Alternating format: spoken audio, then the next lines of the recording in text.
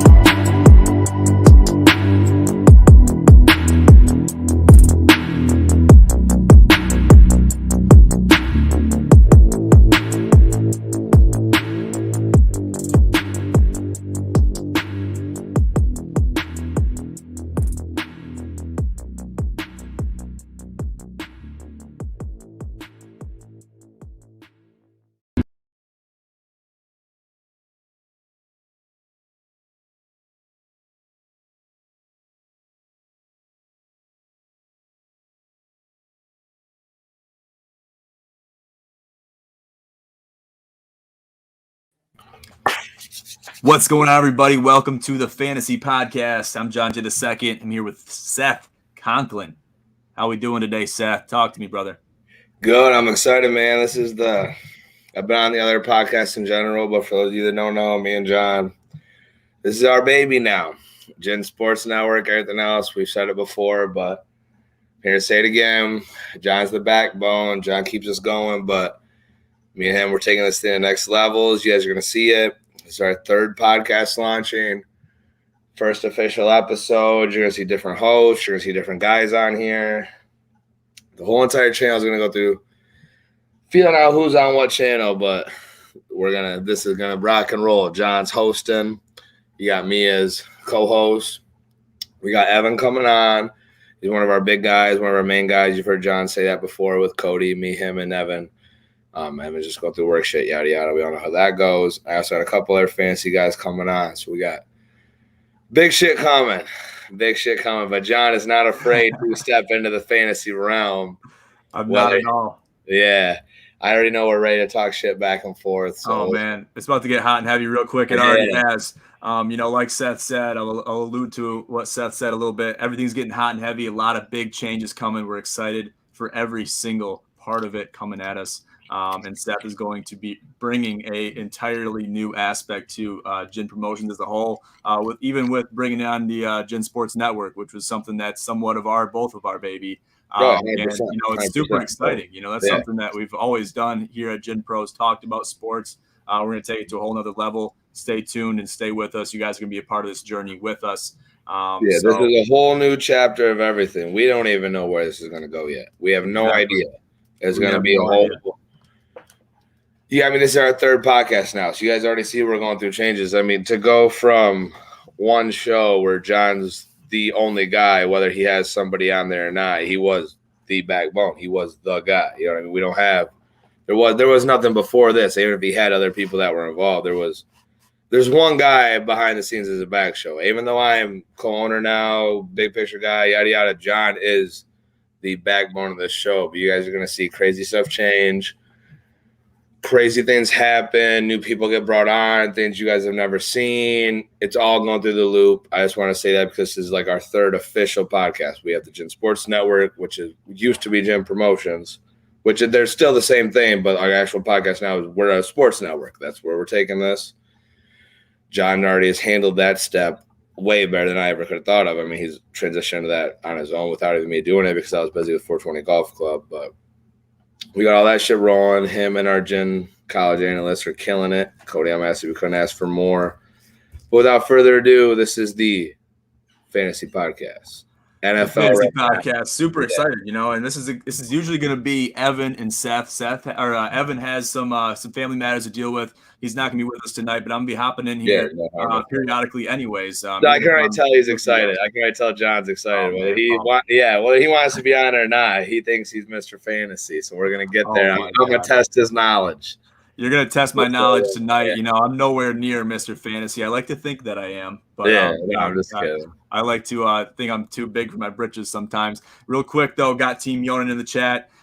Team Yonan, one of our streamers here at Gin Gaming. Super excited. There's going to be a lot of big changes coming Gin Gaming-wise too, Yonan. So stay tuned for that. And to go along with the Fantasy Podcast, Evan, we are dropping game-wise. Your PS5, we can make that work. We want Xbox to work. Probably year one, we're just going one league. Year two, we'll have a year league for both subscriptions, whether you're PSN or Xbox. Yoran is handling that, but I'm going to be the other guy for that. Me and him are still going to get in touch and rock and roll on that. But it's fantasy draft. Madden is fantasy sports. It's a video game. It is a fantasy. I've been in years in the past where you get one team, you draft it. We play that season all year long. My buddy Cal Freeman's going to listen to this in the past. If he gets pissed, he's a quit type of dude. And he's not going to quit this because I said that, but in the past he has. So we are looking for guys, 32 teams, Madden ESPN thing. It's a fantasy draft. It's fantasy, but you also play with that team. Like Yonan has said in his comments before, it's going to be one advance per week. We will be at 2 once people get on. It is a fantasy draft. This year is going to be 1 year random. Next year is probably going to be dynasty. You're probably going to draft the same team you get every year. And we're talking grand prize. We're not talking just like a bag of weed or some random shit. We're talking my goal is to get it up to like a $5K prize to whoever wins that Madden league because I'm probably going to win it. And I win it mine $5,000 in my pocket. Right. Hey, that's exciting stuff, man. So stay tuned for the Madden tournament coming up soon. Like Seth said, probably first year is going to be just a one and done draft. Then it's going to be probably a keeper league going on from there. Yeah. So a little bit of a different little twist for those of you that aren't used to keeper leagues. And that's something that is really transversable or really comparable rather to, just fantasy football. You never know what's going to happen in fantasy. John's right there. You don't know. It could be 1 year this, 1 year that. You know what I mean? 100%. So I guess let's get right into it. Let's talk about fantasy. Let's do it. This is going to be a precursor. We're going to see how this goes. And then this is going to basically be a backbone somewhat to what you guys build your podcast on. It might be completely different than what this is tonight. So we'll see how we're beginning stages. These people are going to grow with us. That's what they got to realize is they might see a podcast tonight that is not even close to the same fantasy podcast in 8 weeks. We're growing as a company. You're going to sit down, you're going to grow with us, or you're going to bail, and you're going to wish you would have stayed with us the whole time we are growing. Rome wasn't built overnight. We're not Rome. We're not going to be built overnight either. We're going through changes. We're going through company add-ons. We're going through people that want to get hired. I mean, these podcasts for our first 150 episodes for those people that are trying to keep up or have kept up with us in the past, they're going to see some major changes. So I'm just telling everybody, stay along for the ride. Let's stay focused on fantasy tonight, but just in general, nothing's going to stay the same. You guys are going to really witness some big shit from us. So let's keep going, though, John. What's our first topic? Super excited. Let's get into it. Let's talk about injuries real quick. So injuries have been basically plaguing everybody's fantasy teams. And some people more than others. There's some big ones to mention. I'll pass it off to you, Seth, first. What are some notable injuries that we've seen so far that have really been, putting a big hammer on a lot of teams fantasy-wise? I mean, first and foremost, we have Christian McCaffrey. I mean, if you didn't draft Chubba Hubba, I mean, that sounds like saying, but if you didn't draft Chubba Hubba, you're hurting. I mean, nobody saw Christian McCaffrey get hurt. This injury is not on Christian McCaffrey. We cannot blame the player. We cannot blame his play style. This is fully on the Panthers. I think he's at 75 snaps, and not 75% just snaps. Sorry, my hat's crooked. It's a fresh bent bill. I'm just trying to get the camera angle right. But anyways, we're not talking fresh, like snap the ball, he got tackled, he's hurt. We're talking, I think through 3 games, through the middle of that 3rd game, 75 snaps. Not 75 snaps down the field. We're talking 75 snaps. He had the ball in his hands. You cannot blame Christian McCaffrey for that. I'm in 7 leagues. I drafted him in 1 of them. I never drafted him in any of them. I did this year in 1, and I don't feel bad about it because I did get Chubba Hubbard later. And if you don't draft your top running back's handcuff, I mean, you guys are going to get my opinions on fantasy. This is just the first episode. You guys are going to think, oh, I'm some fantasy guru and I'm talking shit. First of all, I was in 5 leagues last year. I'm in playoffs well 5. And 3 of my leagues are super competitive. I haven't got worse than 2nd. You guys are going to see our betting pages come out. At UFC, I'm down in money, but NFL through 3 weeks, I'm up 1,800. So you're going to see the big bets come out. You're going to see the bets get played. We got Bet with Jim coming out. Me and Evan are running that also. John will get into that. But you guys just got to try to wave off these big injuries if you have the handcuffs. If you don't have the handcuffs and you got somebody injured and there's no handcuffs there, like Dalvin Cook is not going to be injured all season. He is going to come back. He's going to be fine. But Madison is a top 10 running back if Dalvin Cook is not there. He's only rostered in 33% of leagues. He's not rostered in only 33% of leagues. It's a third of leagues.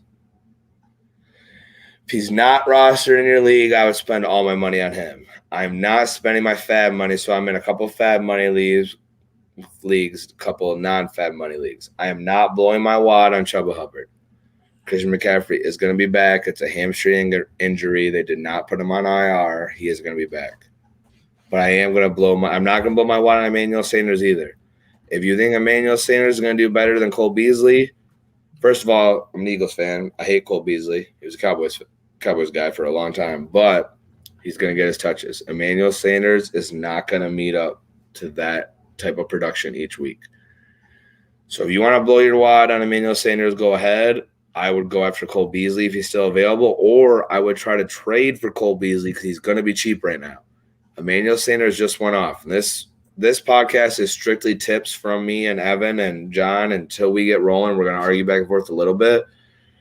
But soon this podcast is not going to be free. You're going to get some tips here and there. Past that, it's not going to be like this because we are giving out good information. I have won over $5,000 in fantasy football these the past 2 years. It's not like it's a joke. It's like it's hard to do.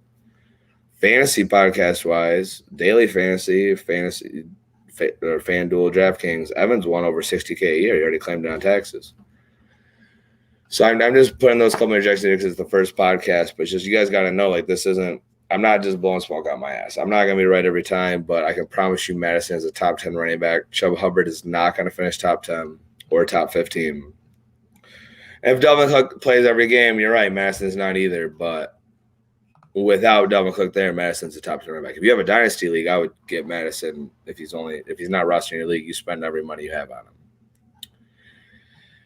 I see Team Yoran's comment. And I agree, but they didn't get Cole Beasley for no reason. They got Cole Beasley before they got Emmanuel Sanders. As a Broncos fan, you should know they don't even know how to treat their wide receivers right. I drafted Courtland Sutton this year because I'm smart, and I knew those top two guys weren't going to hold, and Courtland Sutton was going to go up. But if you drafted Sutton like last year, which I also did, you're screwed if you're a Broncos fan. It can go either way. I'm not going to argue that. But if we're going for backup wide receivers, I mean, a lot of leagues, Corey Davis is still available, or you can get Corey Davis for next to nothing. I would rather trade for Corey Davis than spend, if I'm in a fab league, which I am, I would rather trade for Corey Davis than spend half of my fab money on Emmanuel Sanders. Or I would rather trade for Cole Beasley and not spend half my fab money on Emmanuel Sanders. Yeah, there's a lot of different ways to look at it, and it's all about yeah. In fantasy, it's about fab money or not. Like in our Gen League this year, we don't have fab money spent. I'm in an offensive and defensive league also. So there's no team defense. That means I draft 2 defensive linemen, 2 linebackers, 2 cornerbacks, and also IDP. If you have to draft all that, I'm not counting on any wide receiver for backups. You got to draft more defensive backups in defensive leagues. That's why John 100% right. You can go any way with fantasy, but you got to realize what your leagues are. Some leagues aren't PPR. You're going to hear some advice from us that's about a PPR league. And it's not going to be your league might not be PPR. Our goal from this podcast is to be more call-in related, just so you guys know down the road. Like we're looking for call-ins. We're looking for interjections. Like Team Young, what you're doing right now is absolutely perfect. You play fantasy football. You're giving us subjects back and forth. That's what we're looking for down the road, just so you guys hear this in the future and you guys know that's our goal of this podcast. We want as much knowledge of your team as you have before I give any opinions, because I got 6 teams. I might be given like a roster on one team that I believe that might interject a different roster I have. So we're going to answer to you guys in the future, and I love what Team Yonan's doing, giving us that knowledge right now and just going back and forth with us right now. Injuries are big. I know we're catching on week 3, so I just tried to give a couple of my big ones. Delvin Cook. Amari Cooper is strained too, and Michael Gallup. I mean, I drafted CeeDee Lamb. If you don't have CeeDee Lamb and you have some type of trade bait with a running back and you've got another running back, I would go after him.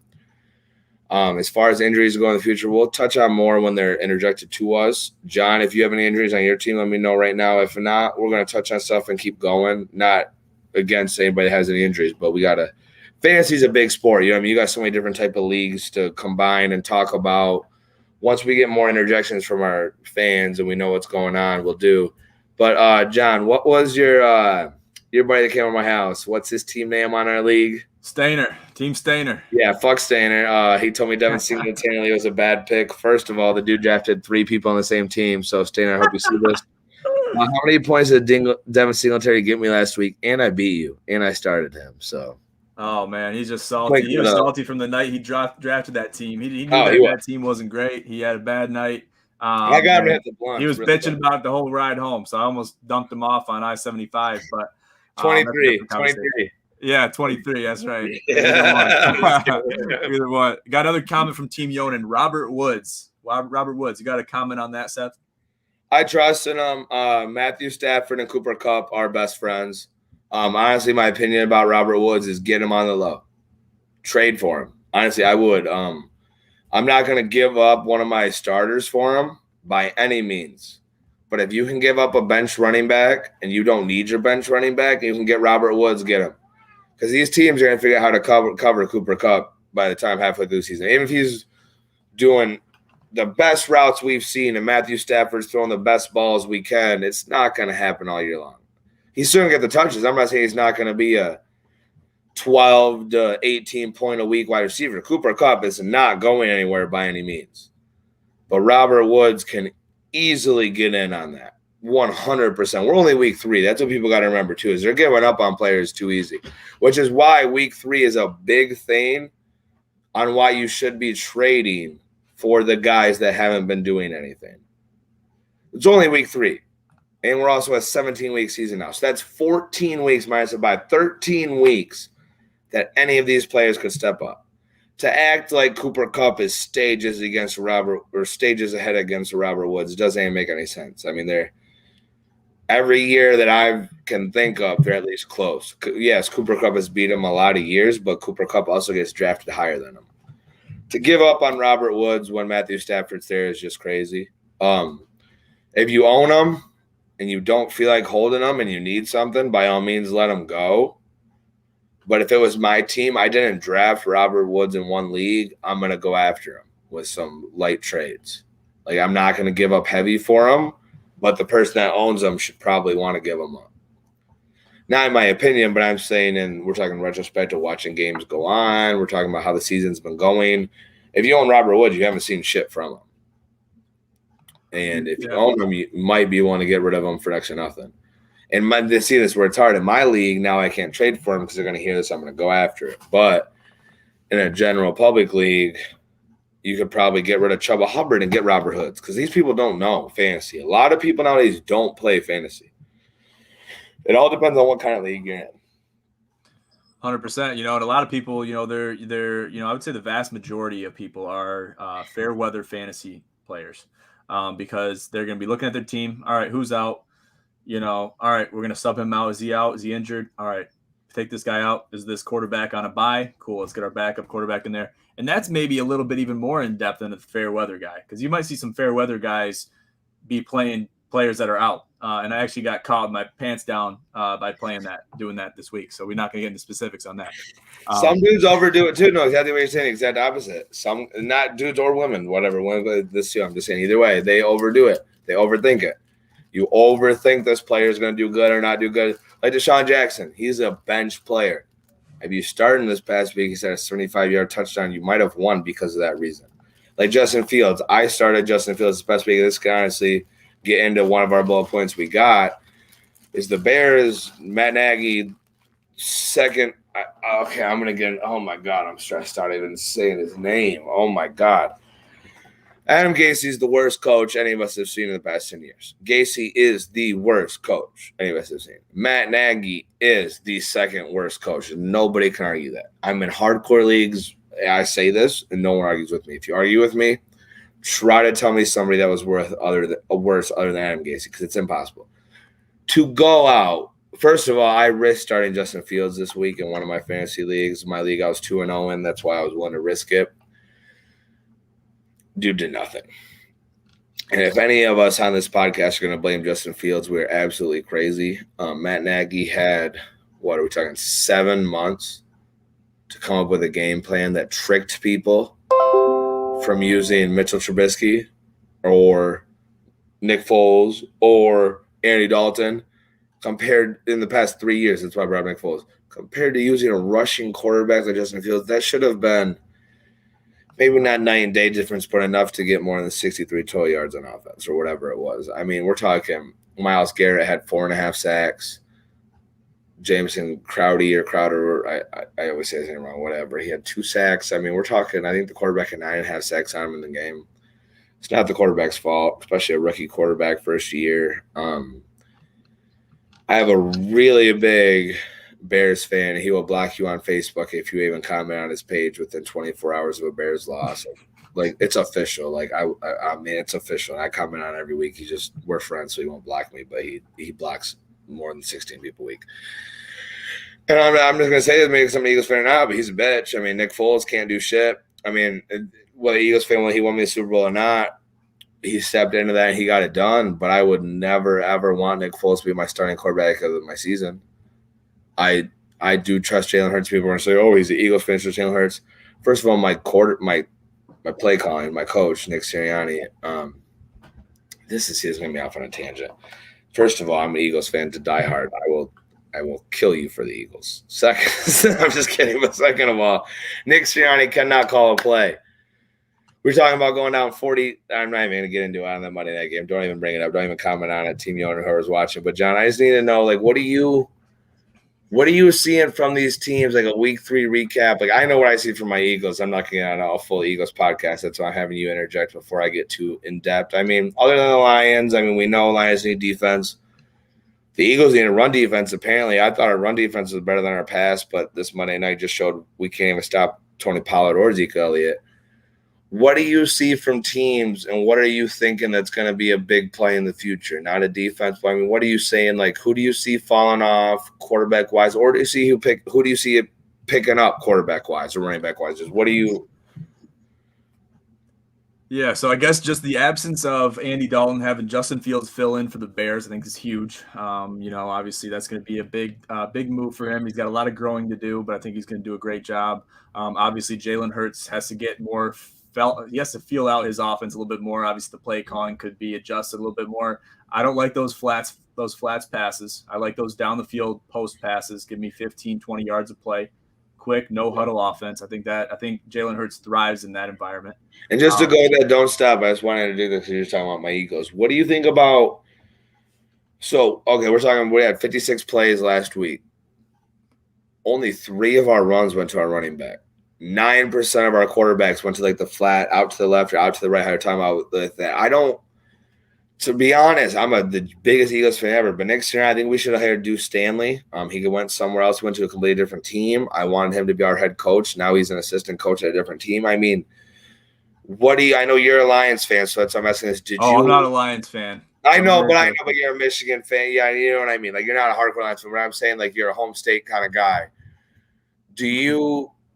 We got the Lions and Philadelphia going with a new head coach. Do you think like either of them were too early of a hire? Do you think that they hired them at a hype? Not even just the Eagles or Lions? I mean, out of a couple of these new coaches this year, did you love any of the hires? Do you hate any of the hires? Like, what do you feel on them? So I want to make it clear, I'm not a Lions fan, but I do have to tell you this. I really got hype about Dan Campbell. He came in playing for the Lions in the past. And he came in with a lot of hype. He had a lot of hype in press conferences, a lot of hype in interviews, things like that. Philosophy, different things you want to bring to the table. I like that, but it's starting to become false hype. And that's the unfortunate thing, especially with the Lions, with the entire franchise, everything that they've built themselves upon, since the 50s, 60s. They've had a couple spurts there where they got lucky. But it's just false hype. I need to see more out of it. Maybe Jared Goff is not too comfortable in his environment, but you can go on the contrary and say, well, Matt Stafford, he's pretty comfortable where he's at. He's doing pretty good. They just beat my Bucks. The Bucks are actually my team. They're my team. I've been a Brady guy since the Patriot days, and that was a long. You would. I'm not even gonna. Would. Man, why you say that? I gotta ask you. Look at you. You're a Brady guy, home and bred. I can stare at your face and believe it. I'm a Michigan State fan, though. I hated Brady. I don't care. You cannot. First of all, whoa. Mind blown. Full screen me. I was kidding, but in all reality, did you just tell me you are a Michigan State fan and also a Brady fan? I did. Isn't that crazy? I also like Justin Fields, though, and he played for Ohio State. So, I mean, you like Michigan State or Michigan. You hate Ohio State. But no. You can like Michigan State and deal with Ohio State. You can't be a Michigan fan and like Ohio State. That can't happen. The rivalry is still there between State and Ohio State. I don't care what anybody I feel like states, and this is me, I'm not a college guy, so you guys cannot eat me up in the comments, whatever. I'm not a college guy. I feel like most of state rivals are almost out of conference. I feel like State has more trouble with those out-of-conference games. Not in a bad way. I just feel like if you look at State's record, they've handled Michigan. They might have had like a last-second touchdown against Michigan, but as far as Big Ten-wise, Michigan State's record has got to be better than random games outside of their conference, correct? Yeah, I mean, I guess it just 3 to 4 years. I don't know. I'm not a big college guy, so correct me if I'm wrong. But yeah, it depends on the year. So you're gonna have cross-conference play. You're gonna be playing SEC teams. You might play teams like Oregon, where you never really play teams like that. You don't see those types of offenses in the Big Ten in your own conference. So there's gonna be that's kind of how it works with cross-conference play, right? So you're gonna see different conferences, different offenses that you have to adjust to. You have certain playbooks, you have a certain idea of what you got to defend, but there's always going to be holes within your defense that they'll be able to find with their offense because you just don't play those offenses on a daily basis. So it just kind of depends. But yeah, States had their ups and downs. They had a couple good years there with D'Antonio, probably anywhere from the 2012 era on through 2014, 2015 even, and they started to taper off. Yeah, I've caught it here and there. I'm not that I haven't watched. I just mean, like, if you're gonna call me a fan of a sport, I'm not gonna interject like I know college. You know what I mean? I'm not gonna be that guy. Oh, yeah, I know. Yeah. You're just asking questions. I understand. Yeah. So I do see what you're saying, but I also see at the same time. This is my honest opinion. Michigan fans can make comments. Michigan fans have got more easy wins or have been able to brush those close losses under the rug easier than Michigan State. I mean, if we're going to talk about the biggest upset of all time, it's Appalachian State over Michigan. There's no even excuse for that. Not even a ballpark. Like, you can't give me a reason for it. It's like in the NFL. There's sometimes you can't make an excuse for it. It just happens. It's like college basketball. And I get that, but these Michigan fans, you guys have been riding Harbaugh's tail pretty much since that Appalachian season, and there hasn't been anything happen for you. Not one goddamn thing. Not even one. Not even a top 10 player in the league. Not wide receiver, running back, fullback, even a kicker, even a punter. I mean, I don't know. I mean, Well, it's funny. It's funny you say that because we've been given, we've had some Michigan guys on the podcast before, back when it was back with the old regime. And we kind of posed the question. I did this to Cody too, actually, in the first podcast. Yeah. Is Michigan a basketball school or a football school? A smart person will say, we're transitioning into a basketball school. But, the long, diehard Michigan fans, the big-time Wolverines, they call them the Walmart Wolverines, they're going to say we're a football school. No matter what you say, no matter how terrible we are, we're going to call ourselves a football school. I think that's just ignorant, and you got to look at the future of the entire school. If you're smart, you're going to call yourself a sports school. You got Michigan is at least in the top 16 of ice hockey every year. I'm not even a big hockey guy, but my dad was growing up. I've been to the Ice Four, or whatever they call it. I've been to the Final Four. So to say you're a one-dimensional sport, you're just limiting yourself whether you think you're cool or not. Michigan State was one-dimensional for a lot of years. Don't get me wrong; they won some college football games, but we were a basketball school. Michigan State was basketball. You can't argue that. We wanted to be a basketball school. You couldn't argue that. So I would agree. At the same time, I could see why Michigan fans said they were a football school, because for the longest time they didn't want to be known as a basketball school. Not that they feel like that's somewhat of undermining their entire school, their entire sports programs, which it's not. It's not. It's just transitioning into the old mentality into somewhat of a new mentality. But that's a very hard thing to do, especially for these diehard fans that have been fans for years. And that's what I tell these Lion fans too. Because I stopped being a fan probably back in, I want to say 2017, 2018, just stepped away from it. Because I've had people's grandpas that I went to school with. They're like, don't follow the Lions. Don't do it. And I listened to them. Sonny, don't listen to Dan Campbell. Get out of there. Oh my God. And I just and trust me, I'm not getting into the regime again. No, I'm not Dan Campbell. No, I know, but I just had to make that clear. Yeah. But I had to step away from it, and I picked the Bucs to be my favorite team before they won the Super Bowl, before the last year's season even started. So for those of you, everyone called me a bandwagoner. Oh yeah, they won the Super Bowl, all this shit. Yeah, get out of here. All right, we got some comments here from Team Yonan. I'll get to these in real quick. I just got to address this one because this one is pertaining to the conversation.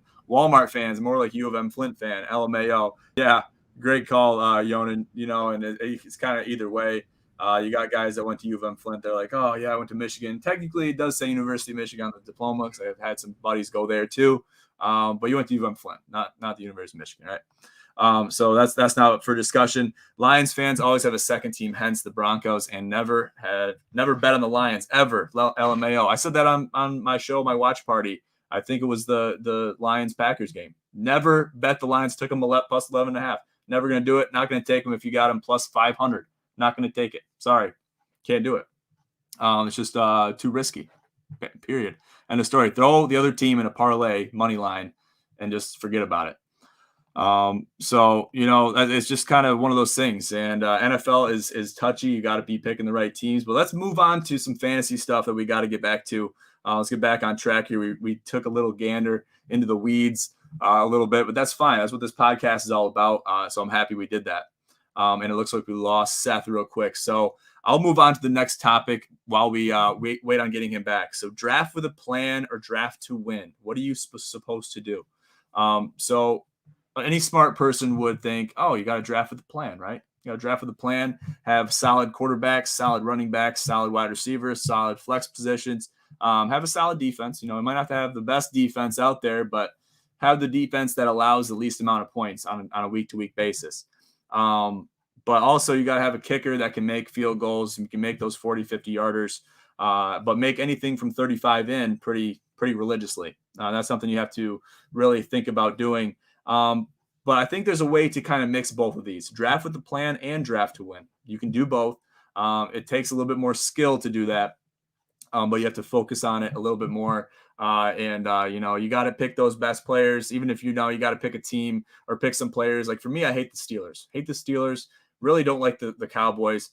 Don't tell Seth this, but I'm not a big Eagles fan. I do like Jalen Hurts, though. I do love Jalen Hurts. And I seem to latch onto quarterbacks sometimes, and it seems to be my detriment a lot of times. And just one of those things. You see me now? Sorry, do you see me now? Yeah, I got you. We lost. I got light down. I don't know what happened. Sorry, guys. It's all right. Hey, we carried on without a skip, so we're good. We're back on this topic. Let me ask you this. I gave my piece a little bit, Seth. Yeah. Would you rather draft with a plan or draft to win, or can you do both? All right. This is my hard take, and it's hard to understand, and a lot of people are gonna get mad about it. I talked to my friends about this a lot. You cannot. So many people play fantasy football because they only like drafting and trading. They don't. They say they care about winning. They say they care about this, yada yada. If you draft with a plan, you don't need to trade unless if you have an injury, unless if you think you can fleece somebody. It's like all the I listen to. I'm no expert at listening to these guys. I'm my own expert anyways. But let's say I get in my car every day by 7 a.m. at the worst 8 a.m. So I listen to Fantasy Guru every day in the morning on SiriusXM. I listen to the RotoWires. I listen to all these guys. Not that you shouldn't listen to us because I know my own shit, but I also like other people's opinions. And from that, we're going to say you guys are going to hear everything under the radar. If you don't have a team you like enough at the end of draft day, you should be ready to trade by the end of week 1. And you should be going for guys that underperform to where you can benefit your team. Because on the average trade, it's either one side winning or both teams elevating. You never see both teams win. You either see both teams elevate because they both fit a need or a want that they needed, or you'll see a team get way better and the other team get way worse. I mean, I draft to get better. I love trading. I absolutely enjoy it. It gives me a rush. It gives me enjoyment in the middle of my season. But if it doesn't benefit my team, I'm not going to trade. Even if I upgrade one position. If I trade a wide receiver for running back, I upgrade my running back. But I lost a wide receiver that doesn't help me, especially in PPR. So many people I know draft and then they're on the trade block within a week. And to me, it doesn't make sense. I draft to win. I'm not going to say I win every time. To be honest, I got second place in 3 leagues last year. I didn't win 1. I was in 5 leagues. I made the playoffs in all 5, second place in 3. The year before that, though, I was in 4 leagues, playoffs in 3, and I won 3. So nobody's a genius. You never know how the season's going to go, but you can draft well enough to make the playoffs without doing a single trade. It matters how much you can sit down with your team. It matters how much you can deal with people messaging you trades. And it matters if you're going to be a bitch and just listen to somebody else. I swear, so I'm not going to apologize for swearing, but I just swear. But anyways, if you're a bitch and you're going to let my guy Jimmy Freeman in my league, you guys are going to see him hop on this podcast for his pick of the week. He likes sports betting. He's my friend. He'll send me a trade at least once a week, and it makes 0 sense for my team. And he thinks I'm upgrading players, so I'm going to take it. Fantasy football is a team sport. I don't care who you think you are. It's a team sport. You cannot win this league with Christian McCaffrey on your team and a decent team otherwise. Christian McCaffrey got hurt and proved that. You can't win a team with Dalvin Cook. Dalvin Cook goes down any week. You can't win a team with, you know what I mean? It's a team sport. I know it's fantasy. It's a whole fantasy lifestyle, but you got to draft to win. And if you didn't draft to win, it's week 3. You got to be on the trade wire. If you don't think your team is good enough to win it all right now, and you don't see one of your players by week 8 spiking, you need to be on the trade block. And next week, we're going to talk about who you should trade for. This week is just a recap of did you draft? I might not want people to listen to this to ask, did you draft to win or did you draft to play? Because if you just drafted to play, yes, you could still win, but you're going to get lucky. If you drafted to win, you might only be one trade away from winning the whole league, and it's only week 3, and that can happen. Yeah, 100%. And a lot of it comes into, like you said, those trades, those waiver picks, those fab picks. If you have the fab money leagues, but you got to be able to make those adjustments before it's too late. Because once you get to week 8, week 9, and your record's not looking too hot, it's almost too late, if not already too late, to make those adjustments. You got to make those adjustments week 2, week 3. Right now, it's still not too late if your team's not doing good. But I'm on a couple leagues. I'm planning on a couple trades this week. It's not too late. Even if you go 1-3, it's not too late. But if you're not working on it, then yes, it's too late. 100%.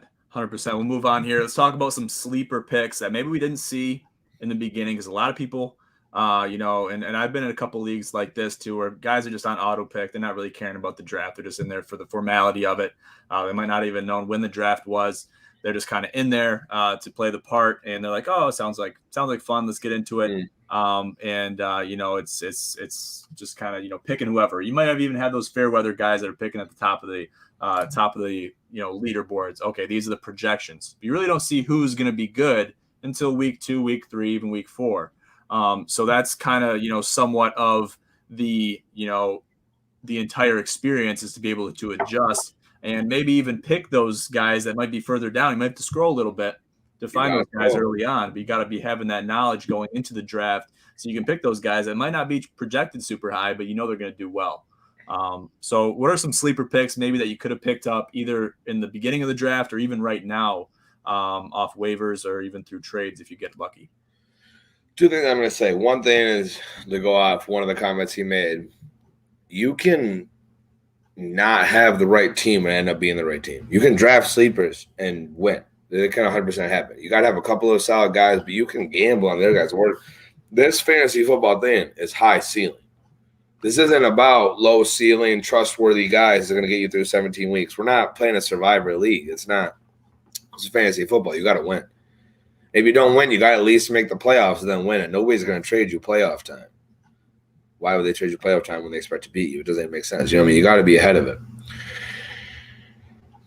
Starting wise, to go on Team Young's comment, yeah, everybody can draft whoever. If you're talking about like a sleeper draft wise, Ezekiel Elliott fell in a lot of leagues way past where he should have been drafted. And don't get me wrong, that's not right until right now. But he is way ahead of Tony Pollard. I'm an Eagles fan, so I do pay attention to the Cowboys. One of my best friends is the biggest.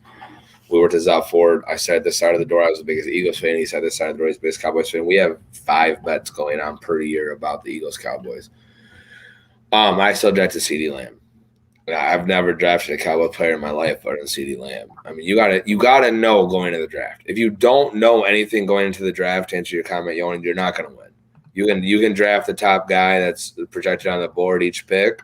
I'm not saying this is what you did. I'm just rebuttaling your comment. You can't expect to win just going top of the board. That's like me playing Madden football and picking whoever. That's like me playing any game and you just pick the best every game. You're not going to win if you don't have a couple of those guys that are going to grind out and win for you. And first of all, if you're in a 12-man league, your whole entire season revolves around sleepers. Whoever picks the right sleeper. If you're in a 10-man league, yeah, you can get by with only having this guy or this guy. My personal sleepers of the year is Cole Beasley. I already talked about him earlier. You got Stephon Diggs is clear in front, number 1 guy there. Cole Beasley is shifty, moves around a lot. They don't love passing the running back there. Devin Singletary does get some catches, but you're not talking nothing big. Trade for Cole Beasley right now. Emmanuel Sanders just went off. This is me telling you, Emmanuel Sanders is high right now. Everybody's spending their fab money on him this week, or if you already own him, you're getting trade value. Get Cole Beasley. Cole Beasley is going to get more catches per week than Emmanuel Sanders. It's not even a question. Second sleeper is Madison. I'm a big Dalvin Cook guy, so I don't like to predict he's going to get hurt. He usually doesn't get hurt until the last 6 to 4 games of the season. And if it's your fantasy running back, that can win you the league if he doesn't get hurt until the last 6 to 4 games. And if you drafted Dalvin Cook and you didn't get his handcuff, it's your own fault. So my sleeper would be probably Dalvin Cook's handcuff. I mean, for one of the running backs, I wouldn't have went against Chuba. I wouldn't have went for Chuba Hubbard unless if it was way late in the draft. But I did draft him in 3 of my leagues. One of them I have Christian McCaffrey. 2 of them I don't. Just because the Panthers are dumb. This injury is not Christian McCaffrey's fault. Stop trying to blame him if you drafted him. They gave him 75 touches in 2.5 weeks after coming off an injury. I mean, that's the Panthers' fault. You can't argue that. Like it really is just the Panthers' fault. But real quick, other sleepers, Jamal Williams and the Lions. I like. If you didn't draft a tight end heavy, you screwed up. I drafted 2 heavy tight ends in most of my leagues. Like my backup tight end in most of my leagues is Tanyan. Because you're gonna be able to trade. You're gonna be able to trade a backup tight end for a starter by week 6. There's only so many good tight ends. I mean, I draft 2 tight ends every year. If you grab the last good tight end on the board, somebody's going to trade you.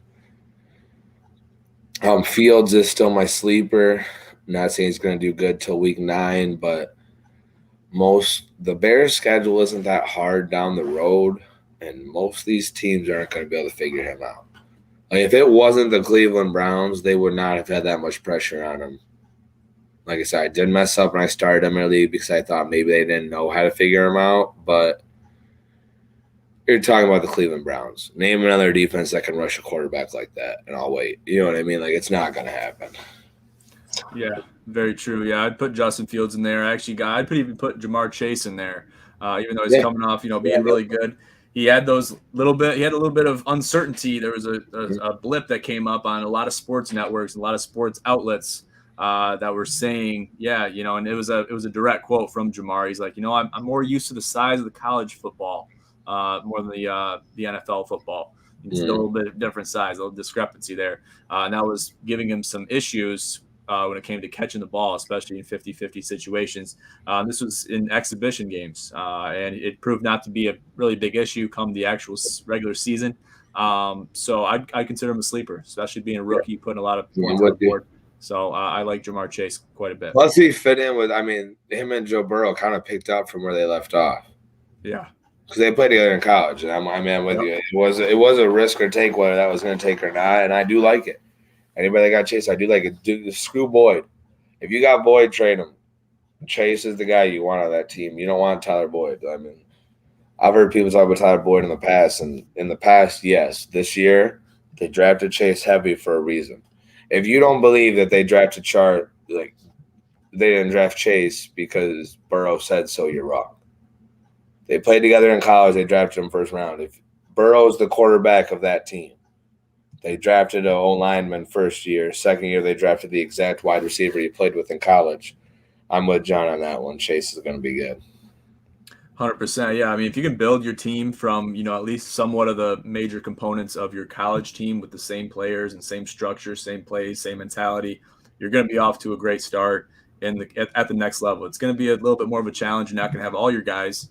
But you're off to a great start offensively, especially those guys that are touching the ball and those skill players. If they can work together, they can really make things happen on the offensive side. So really important stuff there. But yeah, any more sleepers you got, Seth? That brings us to the end of the topics. I guess, do you have anything left for the people? I'll go a couple of sleepers. If we're talking just trade value-wise, go after Goddard.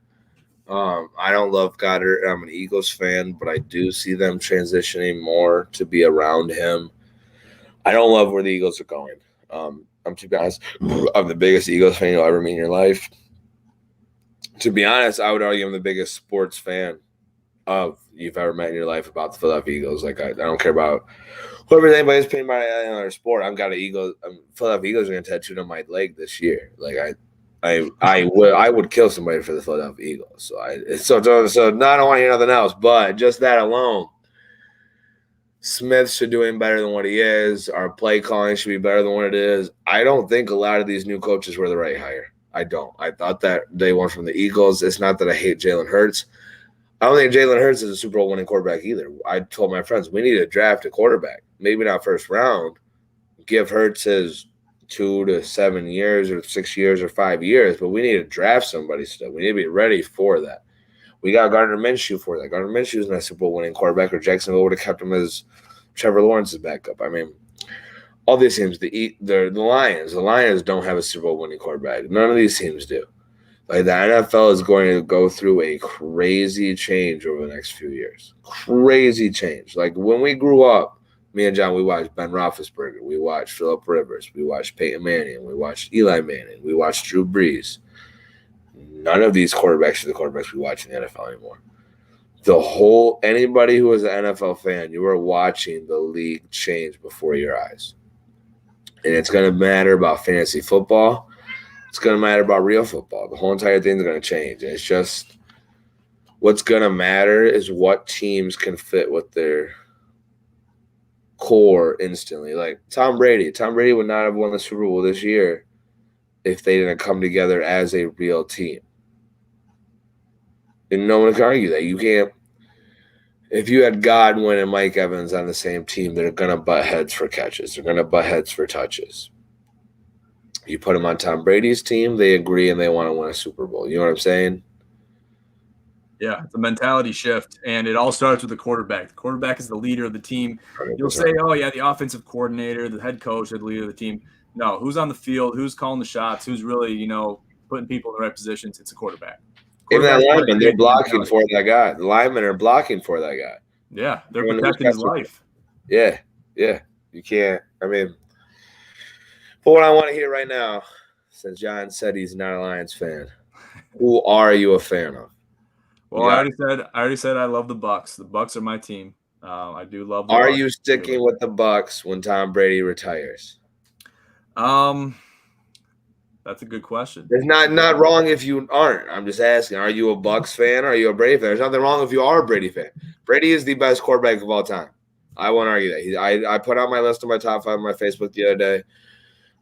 If I remember correctly in my head, I think I went Brady, then Montana, then Peyton, and then it was Breeze or Marino, but I don't like Marino there. Breeze is better, but you got to give Marino some credit for that undefeated season. Yep. And then my 5 is Rodgers. Okay. I do believe Peyton Manning belongs in front of Joe Montana. I do believe all time, if we're talking career stats, it's Tom Brady number 1, Peyton Manning number 2. I don't care who played in the 70s, who played in the 80s. Both of those quarterbacks left their original team and still won a Super Bowl. Like, people give Brady all this credit.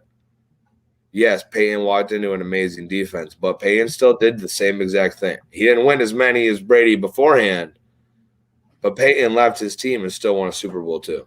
Yeah, and I think that's something to kind of contend with the entire decision I had. I guess you would call me a Brady fan, and I was a fan of Brady back when he was at the Patriots. I was a big Gronkowski fan. So having Gronkowski and Brady kind of go and create their new regime in a different camp, that was something inspiring to me, and I wanted to see them achieve greatness. And I stuck with them through thick and thin. They didn't really resonate that well in the regular season. They had a mediocre season at best. No, but then Gronk turned it on in the playoffs. You're right. Did, but they're a postseason team. Brady and Gronk, they're no strangers to the postseason. You're right. Yeah. So I really appreciated that. I guess if I had to deviate away from the Bucs at all. Yeah, if you're a team fan, not a player fan. If you had to say you're a team fan, who are you a team fan of? Buffalo Bills. Okay, I'm with that. Love Josh Allen. Love Stephon Diggs. I'm a big Stephon. I talk all the shit. I'm with you. I talk all the shit about Stephon Diggs in my other league. One of my fantasy leagues, like I said, the league we draft defense and offense. Stephon Diggs is my guy. Yeah. He's my keeper. He's my everything. I'm a big Diggs guy. I got Diggs jersey. I'm all about him. I'm with you on that. Yeah, so that'd be my other team. I mean, I'm Bills Mafia till I die. I said that before in multiple podcasts, multiple shows. If I don't see you break a table by week 5, I don't believe it. Okay, you'll be seeing it. You'll be seeing it. Trust me. I haven't really had to by the time this year happened. I mean, it's been okay. That was a pretty dominant performance against the Washington football team last week. I like to see them dominate offensively. Let's hope we can keep that going. See, but Washington's team, if Fitzpatrick never got hurt, I believe in Washington. And it hurts me to say that because I'm an Eagles fan. But if it really honestly hurts me as an NFL fan. Just while we're on the subject of Washington. Ryan Fitzpatrick deserved it this year. He really did. He deserved to start for that team. He got Miami taken away from him out of nowhere.